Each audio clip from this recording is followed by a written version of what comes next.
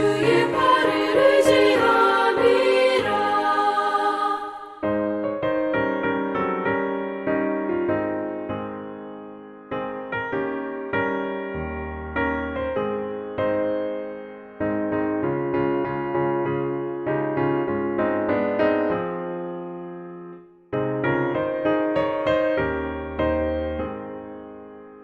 나의 믿음이 연약해져도 미리 예비한 힘을 주시며 위태할 때도 안보하시는 주의 영원한 팔 의지해 주의 영원하신 팔 함께 하사 항상 나를 붙드시니 어느 곳에 가든지 요동하지 않음은 주의 팔을 의지함이라.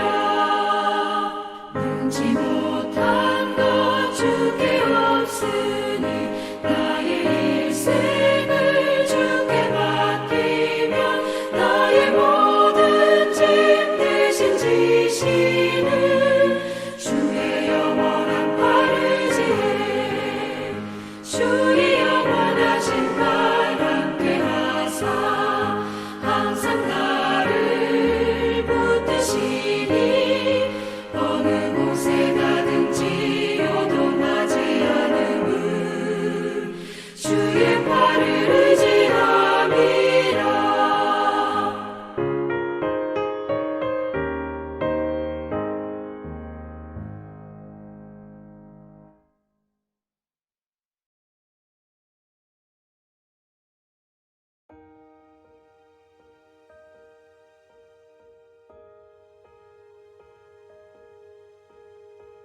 나는 하나님께 부르짖으리니 여호와께서 나를 구원하시리로다.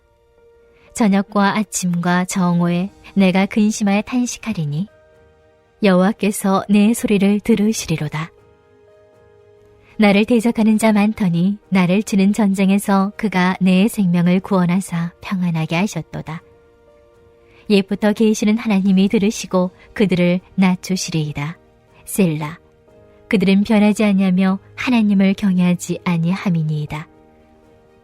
그는 손을 들어 자기와 화목한 자를 치고 그의 언약을 배반하였도다. 그의 입은 우유 기름보다 미끄러우나 그의 마음은 전쟁이요 그의 말은 기름보다 유하나 실상은 뽑힌 칼이로다. 내 짐을 여호와께 맡기라. 그가 너를 붙드시고 의인의 요동함을 영원히 허락하지 아니하시리로다. 하나님이여 주께서 그들로 파멸의 웅덩이에 빠지게 하시리이다. 피를 흘리게 하며 속이는 자들은 그들의 날에 반도 살지 못할 것이나 나는 주를 의지하리이다. 할렐루야. 오늘도 말씀으로 하루를 여시는 우리 성도님들의 삶에 하늘의 양식이 충만히 부어지시기를 간절히 소망합니다. 우리가 살아가다 보면 기대하고 믿었던 사람에게 배신을 당하는 경험을 할 때가 있습니다. 그럴 때 우리 믿는 사람들은 오늘 본문 저자처럼 하나님 앞에 모든 것을 다 맡기면서 그 배신자를 고발하기도 하고 그래도 하나님 방식대로 해주십시오라고 고백하기도 합니다. 그렇게 하나님을 믿는 사람들은 이렇게 혼란을 겪으면서도 결국은 하나님 말씀을 붙들고 그 말씀 안에서 어떻게 길을 찾아보려고 합니다. 오늘 본문이 다 그런 우리네 모습을 그대로 보여주는 듯합니다. 그리고 그 결론은 나는 주님만을 의지하겠노라고 내 길, 내 짐 다 주님께 맡기겠노라고 결단하는 것으로 믿습니다. 우리도 무언가 막히고 힘들 때 끝내는 말씀으로 살아보려고 부단히 애쓰지 않습니까? 그런 우리를 하나님께서는 홀로 두지 않으실 것입니다. 그리고 우리의 기도에 반드시 응답해 주실 줄 믿습니다. 그렇게 오늘 하나님께서 주시는 말씀 속에서 하나님의 응답을 발견하시길 주님의 이름으로 축원드립니다.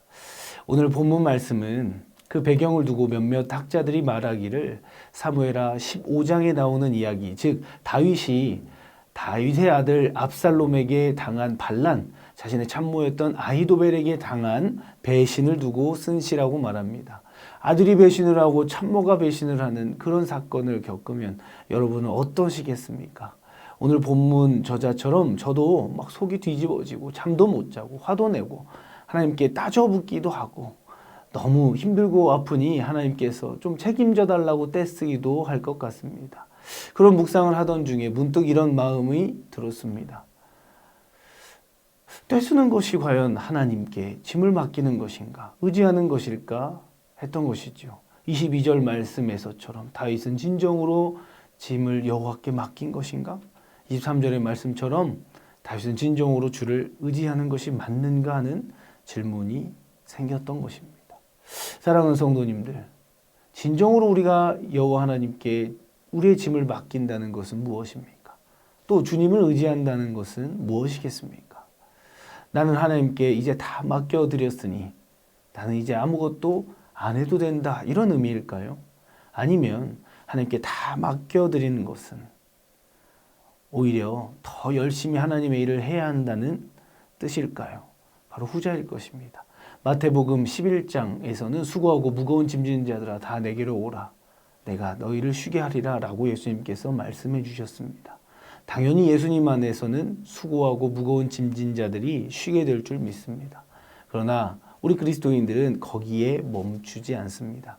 왜냐하면 예수님께서 가신 그 길을 같이 걷고 따라 걷는 것이 참된 복이라고 고백하는 사람들이 그리스도인들이기 때문에 그 걸음에 동참하면서 거기에만 머무를 수 없습니다.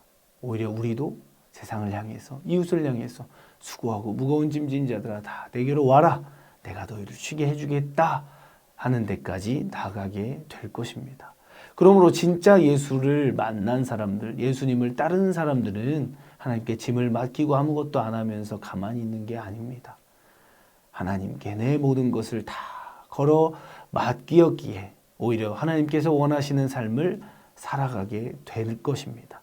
그래서 그 짐이 풀려지고 내 욕심과 내 짐에만 집중하는 것이 아니라 하나님께서 풀어가시는 역사, 하나님 나라와 영광을 위해 살아가기를, 하나님의 일을 위하여서 집중하며 살아가는 것이 바로 그리스도인들의 삶일 것입니다.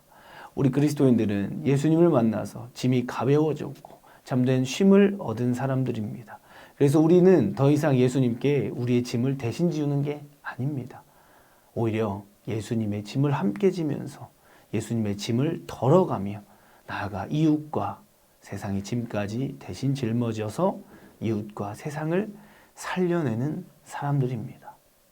그래서 하나님을 모르는 사람들이 우리 그리스도인들을 바라보면 저들은 뭔가 다르게 세상 사람들과 다르게 사는 사람들처럼 보이고 짐도 없이 사는 사람들처럼 보이고 어떻게 저런 일까지도 감당할 수 있을까라고 놀랄 수밖에 없습니다. 더 성실하고 더 열심히고 더 강력하게 보일 수밖에 없는 것입니다. 바로 이게 하나님께 모든 짐을 맡겨버린 사람들, 인생의 방향과 목적이 다른 사람들이 보여주는 삶의 모습인 것입니다. 이렇게 우리 믿는 자들이 더 성실하고 더 열심히고 더 강력하게 보일 수밖에 없는 비결은 무엇입니까? 우리 주님께서 함께 하시기 때문입니다. 우리 주님의 동행하심이 있기 때문입니다. 주님께 모든 것 다 맡기고 주님께서 일하시기만을 바라며 주님의 일과 영광을 위해서만 사는 사람들이 진정한 그리스도인들이고 그들의 삶 속에서는 주님의 일하심과 동행하심이 반드시 따를 수밖에 없다는 사실입니다. 사랑하는 성도님들, 우리의 짐을 다 하나님께 맡기십시다. 그래서 우리는 참 자유한 사람들, 참 평안한 사람들, 참 형통한 사람들, 진정으로 주님의 역사하심을 날마다 경험하시는 그런 사람들, 그런 삶을 살아내시길 간절히 소망합니다. 주님의 말씀을 붙들고 모든 짐을 하나님께 맡기어서 하나님께서 우리에게 맡기신 일을 감당하시길 바랍니다. 그래서 세상을 향해 무거운 짐진 자들아 다 내게로 오라, 내가 너희를 쉬게 하리라 하는 그런 울림을 주는, 세상을 향하여 그런 메시지를 전달할 수 있는 귀한 삶 살아가시길 간절히 소망합니다. 바라옵기는 그러한 삶 가운데 우리를 붙드시며 요동함이 없게 하시는 주님의 은혜가 충만하시길 간절히 주님의 이름으로 축원드립니다. 이 시간 말씀을 새기며 함께 기도하기를 원합니다. 주님, 내 짐을 붙들지 않고 주님께 내 짐을 다 맡겨서 주님의 일을 하게 하시며 주님의 영광을 위해 살아가게 하여 주시옵소서. 주님, 다음 세대를 향한 성전 건축이 순적히 이루어지게 하시고 특별히 3월 28일에 있는 경관심의가 주님의 뜻 안에서 이루어지게 하옵소서. 기도의 제목 붙들고 함께 기도합니다.